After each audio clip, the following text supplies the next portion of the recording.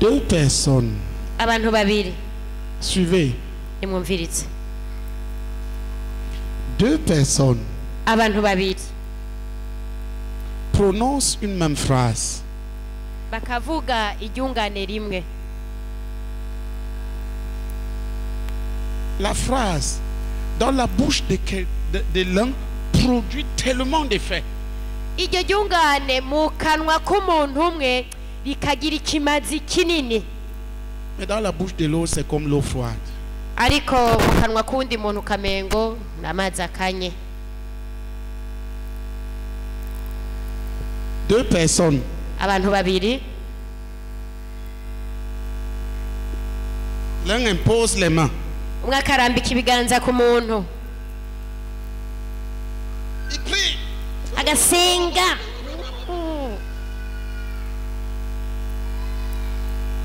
Zéro. ntihagire ikivamwo. L'autre touche. uwundi akamukorako, Chou. Fait immédiat. ibi hakavamo ikintu kizima ubwo nyene. Deux personnes Abantu babiri cultivent un même champ. bakari mu murima umwe, L'un cultive. umwe akarima, Ça donne pour un, ça donne 100. kuri umwe akimbura nk'ijana, Mais l'autre cultive. uwundi akarima, Le soleil brûle tout. izuba rikabiturira byose. Ils ont posé le même acte. Bose bakoze igikorwa kimwe, Ils ont fait le même travail. bakoze umurimo umwe, Ils ont prononcé la même parole. bavuze ijambo rimwe, Ils ont même donné le même commandement au nom de Jésus. bose batanze mbese n'itegeko mu izina rya Mais Yesu. qu'est-ce qu'il fait? Ariko ni iki Et ils sont gituma, tous à Jésus. kandi bose n'aba Yesu, Qu'est-ce qui fait que chez l'un, ni iki gituma mbega kuri ça umwe produit tant d'effets havamwo ikintu, et chez l'autre pas, si peu? ku wundi nawe ntihagire ikivamwo canke hakavamwo utuntu dukenya. Est-ce que tu t'es déjà posé cette question? ubu umaze kwibaza ikibazo nk'ico? Qui est ton Dieu? Ninde ari imana yawe? Il s'appelle qui? Yitwa ngo iki imana yawe? Est-ce le Dieu de Moïse? Mbega ni imana ya Mose, Ou bien c'est du Burundi? canke ni imana iherereye ahantu mu kabanza ka kure hariya i Burundi? Est-ce que ton Dieu c'est le Dieu de Moïse? Mbega ni imana yawe ni imana ya Mose? Est-ce que ton Dieu c'est le Dieu de Paul? Mbega imana yawe ni imana ya Paulo? Est-ce que ton Dieu c'est le Dieu d'Isaac qui planta un et récolta? Mbega imana yawe ni imana ya Isaka yabivye akimbura inshuro ijana? Où est Canke ton Dieu? ni imana yawe ni iyahe? La plupart des chrétiens ne se posent pas ces questions. Abakirisu benshi ntibibaza ico kibazo na rimwe. David s'était posé la question. Dawudi yari yaribajije ico kibazo. David dit, Dawudi avuga ngo mes larmes ngo sont ma nourriture. amosozi yanje niyo Lorsque tous les jours, fungurwa les gens me demandent, ryanje. Igihe où abantu est bose ton iminsi Dieu? yose abantu bambaza ngo imana Où yawe est iri ton hehe, Dieu? ngo imana yawe iri hehe, Est ton Dieu? ngo imana yawe iri hehe, À ton lieu de service. imana yiwe ngo iri hehe? Où est Dieu? Pourquoi si peu d'impact? Kubera iki wamumwa Alors que tu as reçu Jésus. kandi warakiriye Yesu? Alors que nous avons reçu tous le même Jésus. Kandi twese twakiriye Yesu, Nous avons tous la même foi. twese twakiriye ukwizera Tous le même kumwe, esprit. twese twe mwemu umwe, Tous le même baptême. twese twabatijwe umubatizo umwe. Comment se fait-il Mbega bigenda gute que chez A, ko kwa kanaka d'ici, amwa et chez B, c'est comme si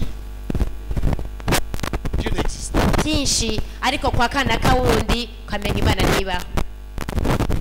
Où est mbega ingorane iri hehe? Dieu exerce à travers une personne. Imana imenyerereza ku muntu umwe À don égal et à capacité égale. ku mu bantu bafise ingabire zimwe n'ubushobozi bumwe Sera différent bizotandukana par rapport à certains critères. bivanye no ku bintu runaka. Aujourd'hui, je vais juste introduire un Uyu munsi nashaka ntangure kimwe gusa par rapport à la pureté de ton cœur. bivanye n'ukwera kwezwa ko mu mutima. Tu vois les idoles là, Urabona ikigwamana, ils peuvent t'éliminer. bijya bigwamana birashobora kugukura mu ihiganwa Si Jésus ne devient pas le premier, hamwe Yesu atohinduka uwa mbere, ça peut t'éliminer. birashobora kugukura mu ihiganwa.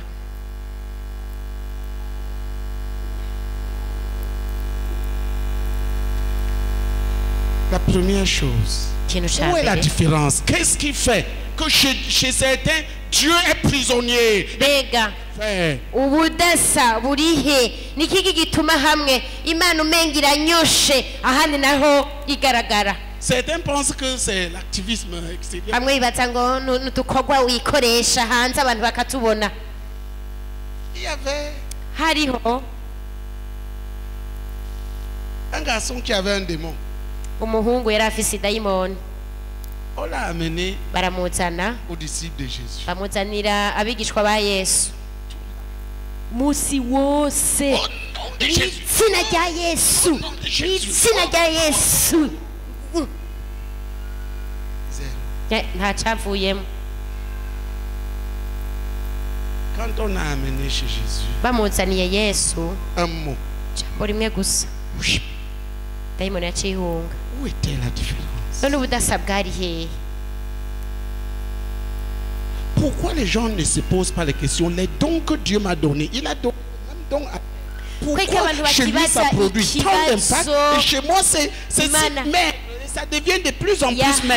Yahaye ingabire zimwe abantu bose, Pourquoi les chrétiens ne ariko se posent bamwe pas ces questions? ivyamwe ntibiboneke, abandi duto duto, J'ai dit ariko abantu bien. batibaza ikibazo. J'ai dit à don égal Navuze nti bose bahawe ingabire zingana et à talent égaux. n'imataranto zingana, C'est-à-dire à opportunité égale et à don égal. n'uturyo twose tuba turi tumwe n'ingabire kandi Deux zingana personnes kuri produisent bose. des résultats diamétralement opposés. Ariko abo bantu babiri Well, bakama correct. ivyamwa umwe bimwe bitandukanye n'ubundi.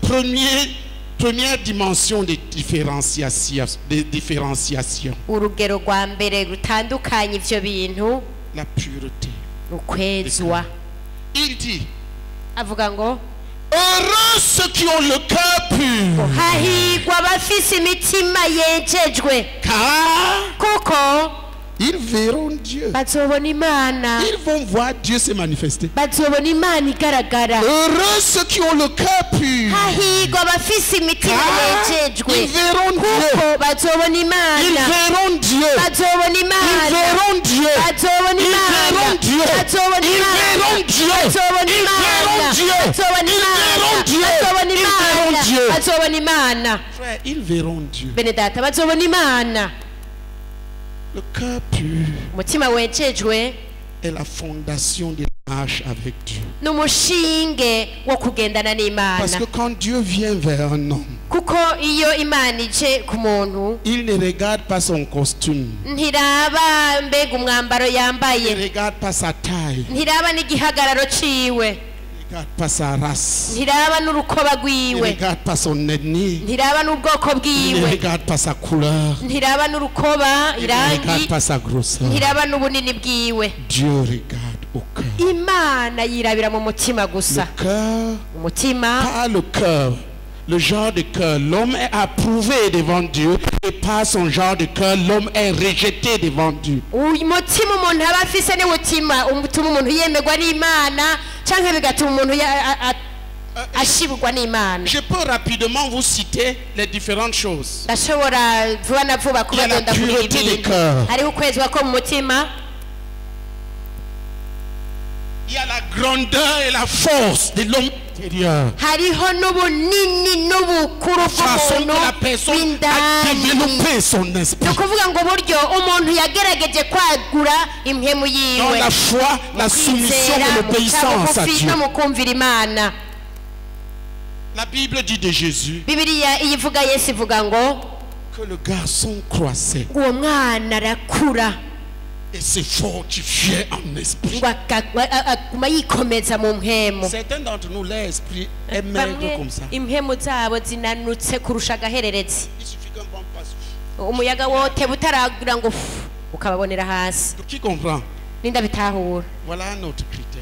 nico Je veux juste que vous les preniez et que vous les étudiez. nashaka ngo muvyandikama muzovyige. J'ai cité le cœur pur. Est-ce que ton cœur est pur? navuze ivyo umutima wejejwe none umutima wawe urejejwe. S'il te plaît, au moment où nous parlons là, ubu nyene muri kano kanya turiko est-ce turavuga que ton propre cœur t'accuse? mbega umutima wawe bwawe bwite Est-ce urakwagiriza? qu'il y a des choses dans ta propre conscience qui t'accusent? hariho ibintu muri gatima muntu kawe bikwagiriza. Là, tu as un problème. aho rero uzoba ufise La ingorane. Bible dit que si notre propre cœur nous accuse, Dieu est plus grand que notre. bibiri ivuga ngo nimba imitima yacu itwagiriza imana ikwagiriza kurusha. Tu devrais régler si tu veux voir Dieu. wategerezwa kubitunganya vuba nimba ushaka kuzobona imana, nimba ushaka kubona imana. S'il te plaît, ndagusavye, il y a des choses que tu peux recevoir juste parce que tu es ici. hari ibintu ushobora kwakira ugahabwa kubera gusa waje ngaha. Les choses que Dieu est en train de faire couler là, ça ne dépend pas de toi. ibintu imana iriko irarekura nk'ubu ntibivana natwe, Mais il y a des choses où il faudra que tu ariko traites hariho avec. ibintu utegerezwa kubanza gutunganya umutima wawe. Rassure-toi. rero ucungere Que tu neza marches avec Dieu avec un kugendana cœur pur. Première n'imana chose. ufise umutima wejejwe. ico ni ca mbere. Deuxième chose. ca kabiri, Que ton esprit est costaud et solide. ko impemu yawe ivyibushe kandi ikomeye.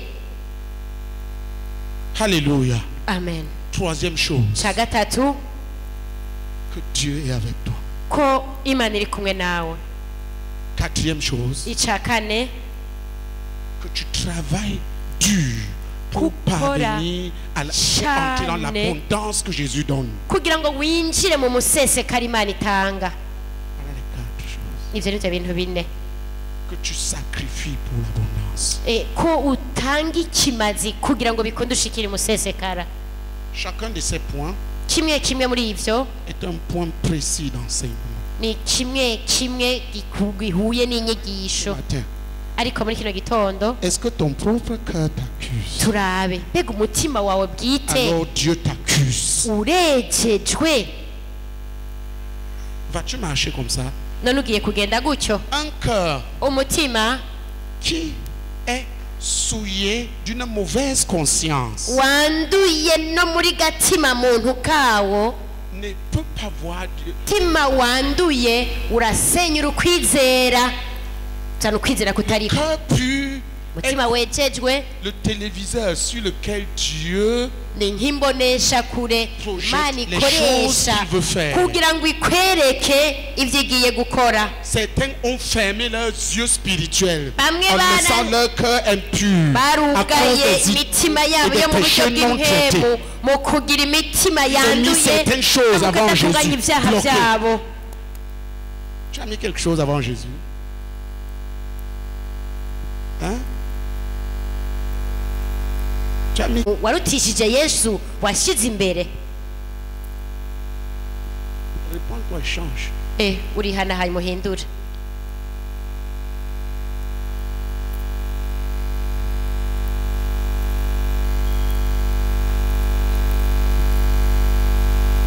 Il m'a écouté, il m'a exaucé, yaranyumvirije kandi yaranyishuye. il a exaucé toutes nos prières. yarishuye amasengesho yacu yose Après tant d'années d'intercession, n'imyaka yose Jésus twamaze a twinginga, exaucé toutes nos yaratwishuye prières. amasengesho yacu yose. Le cœur pur voit Dieu. umutima wejejwe ubona imana. La plupart des croyants sont aveugles à cause de ce qu'ils ont étouffé leur cœur avec Abera. les mauvaises consciences. abizeye benshi ni impumyi kubera baranyosha imitima yabo Dieu veut que je vous en parle ce bayirekirandura. matin pour que certaines d'entre vous libèrent leurs yeux spirituels muri kino gatondo en kugira ngo purifiant leur cœur des idoles, des choses qu'ils sont en train d'adorer plus amaso ariko asenga des accusations de leur kurusha propre Imana cœur qu'ils n'ont pas traité. imitima yavuze ko batabitunganije barabikoze ariko Le ntibabitunganije Saint-Esprit dit tu vas faire ceci, il Nk'emu finit Imana par akamubwira ati, taire son cœur, Nk'emu Imana taire akamubwira sa ati conscience, iki par kintu tuer son waragikoze cœur. bagaca À cause de la bacecekesha rébellion contre les instructions du Saint-Esprit. bagacecekesha mpemu w'Imana n'ijwi ryo mu mutima wabo kugira ngo ntibatunganye ibyo bakoze Verras-tu Dieu? none uzobona Imana Il est possible de voir Dieu. bene data birashoboka kubona Imana Tourne-toi vers ton voisin et dis-lui, si tu as le cœur pur, tu verras Dieu. hindukirira umuntu umubwire uti nimba ufite umutima wejejwe uzobona Imana Et si tu n'es pas en train de voir Dieu, ne dis pas que Dieu n'existe pas. Il est là. Dis-lui, si tu n'es pas en train de le voir, ne dis pas qu'il n'existe pas. Il est là. nimba utari kure yibona ntutuvuge ngo ntibaho oya irabaho Dis-le lui. bimubwire none Dis-lui, si tu n'es pas en train de le voir maintenant, uti nimba utari kure yibona ne dis pas qu'il n'est pas là. ntutuvuge ngo ntibaho Il est là. oya nyabuna C'est iriho toi qui ne le vois pas. niwe utayibona Parce que ton cœur n'est pas pur. kubera kuko umutima wawe utegejwe ko mutabibwirana mwatinyanye Crie à Dieu. abantu babiri bose bakaborogera Imana Le propre cœur de la personne dit. umutima w'umuntu ukamubwira Est-ce que Dieu peut même t'exaucer? ati mbega wowe ubwaho ntiwokwiyishura Regarde ça. raba Tu as fait ceci. raba icyo Tu as fait wakoze cela.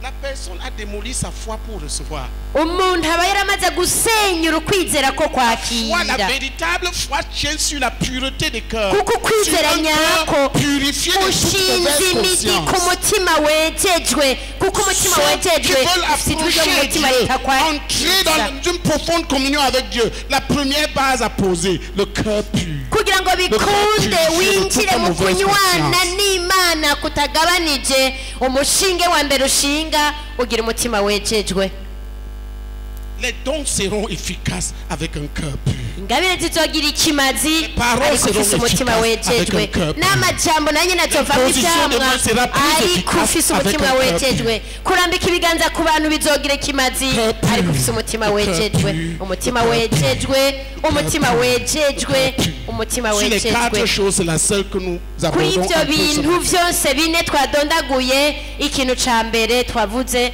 n'umutima Ton wejejwe cœur est-il purifié none de toute umutima mauvaise wawe conscience? urejejwe gatima muntu ntacyo kakwagirije Au moment où je parle, il est en train de te condamner. muri mwanya ndiko ndavuga gatima muntu kariko karakwagiriza Je veux t'apporter une bonne nouvelle. ngira ndakuzanira inkuru nziza ariko C'est que nuko le sang de Jésus-Christ a été versé. amaraso ya Yesu Kristo Que si nous yarasheshwe confessons, kugira ngo nitwatura il nous purifie. aratweza Il nous pardonne et nous purifie. akaduharira Toute hanyuma iniquité. akatweza Toute ibigabitanyo byose Si tu gardes les choses qui t'accusent, ariko niwabika ibintu bikwagiriza tu gardes le jugement. uba wibikiye urubanza Amen. amen J'ai dit le sang de Jésus a été versé. vuze nta maraso ya Yesu yarasesetse Tu n'as pas besoin de garder ces choses. Tu as besoin. rero Et si il dit ngombwa ngo ugumane ivyo dans bintu Proverbe 23, ko mu migani 23 handitse il dit, ngo celui qui cache ses transgressions ne prospère pas. uhishahishanya ibigabitanyo vyiwe Son cœur ne peut pas ntaroranirwe recevoir. Son cœur est aveugle. Il est umutima fermé. we ntushobora kwakira Celui qui urahumye les avoue et les délaisse. ariko ubyemera akavyatura abona umugisha Un cœur pur umutima maintenant. wejejwe Dis à toi-même, un cœur pur maintenant. ibwire wenyine ubwawe Il me faut un cœur umutima pur wejejwe maintenant. ubu nyene Oh Seigneur, un cœur pur maintenant. mwami Yesu umutima wejejwe Maintenant, umutima Seigneur. wejejwe Un ubunyene cœur mwami pur maintenant. umutima wejejwe ubunyene mwami Maintenant. umutima Un wejejwe cœur ubunyene pur mwami de jour en jour. umutima wejejwe umunsi ku wundi Mon fils, ma fille, muhungu wanje mukobwa wanje garde bien ton cœur. sigama neza umutima wawe Parce que c'est de là que viendront les sources de la vie. kuko Ce niho que tu vas hava vivre de la part de imbitsi Dieu viendra. z'ubugingo biva ku Mana. Garde bien ton cœur. Rero cungera neza umutima wawe. Garde que ton cœur ne devienne idolâtre. Ucungere neza umutima wawe ntuhinduke usenga ibigirwa Mana Et Dieu derrière. hanyuma ngo ibigirwa Mana bishira imbere, Imana ishira inyuma. Ton cœur soit confus par le péché. Umutima wawe ntuzazanirwe n'ivyaha. Fils, garde ton cœur. Mwana wanje ziga mu mutima wawe. As-tu un cœur pur? Kandi ufise umutima wejejwe. Ceux qui veulent prier, levez-vous. Abashaka gusenga mwese muhaguruke dusenge. Tous ceux qui veulent. Abashaka gusenga mwese muhaguruke dusenge. Nous allons crier à Dieu. Tuge tuborogera Imana. Pour un cœur pur. Tuyisaba umutima wejejwe. Écoute, dépose devant lui, demande-lui pardon. Expose toutes ces choses qui rendent ton cœur confus. Ibyo bintu byose bizazaniye umutima wawe bishira imbere y'Imana uvyaturira Imana. Quand même Dieu met quelque chose sur ton cœur, tu te dis, est-ce que c'est Dieu, est-ce que c'est le diable? Ku buryo niyo Imana yashize ikintu mu mutima wawe utangura kukekeranya ngo ariko ni Imana canke ni Satani. Certains sont tellement confus. Bamwe barabuzuye kuzazanirwa. Dieu ne peut pas mettre quelque chose. Si Dieu met sur les choses, ils ne sauront Ku pas buryo si Imana c'est Dieu ou idashobora c'est le diable. kubashiramo ikintu kuko ikibasizemwo ntibamenye ko ari Imana uko ari ca Satani. N'impumyi ntacyo babona. Crions à Dieu au nom de tuborogera Jésus. Imana mu izina rya Yesu. Dusaba umutima wejejwe. Dusaba umutima wejejwe. Demande pardon à Dieu Saba Imana imbabazi pour tout ce qui est en train d'obscurcir ton cœur. ku bintu byose biriko birirabuza umutima wawe. Pendant que je prie en langue. Nanjye ndaza kuba ndiko ndasenga mu mpemu. Sobakera bashanda rola kebara basanda roka baka gera bashanda rola kera bashite karoka baka sobera bashanda karola kabaka rabashanda kadoro la kabaka sabaka jori kabaka doro la kabaka sabaka jori kabaka doro la kabaka sabaka jori kabaka doro la kabaka sabaka jori kabaka doro la kabaka sabaka jori kabaka doro la kabaka Rabashanda, Rokabarola Kashi.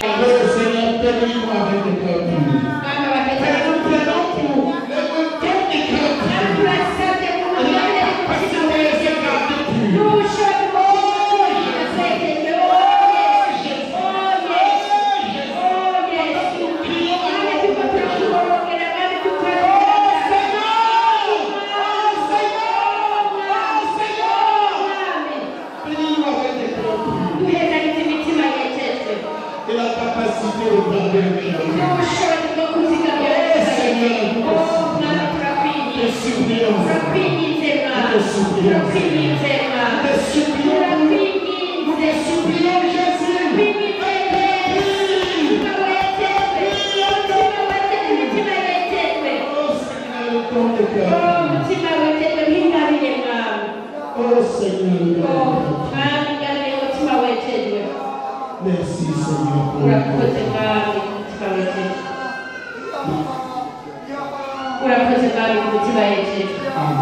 Amen.